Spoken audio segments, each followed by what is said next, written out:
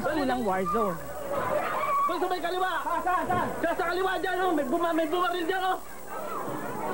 Mahaba! Oo! Tinugis ng magkasanib na puwersa ng NCR Police at Northern Police District ang mga suspect na lumaban gamit ang kanilang M16 at granada. Sir, pa rin, sir! Sir, may mga bata pa rin.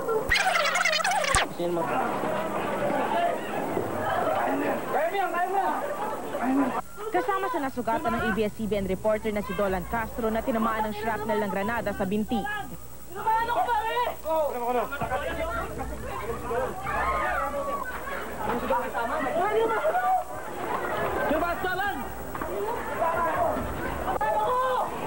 Maliban sa tatlong suspect na napatay sa engkwentro, arestado rin ang 12 hold-upper.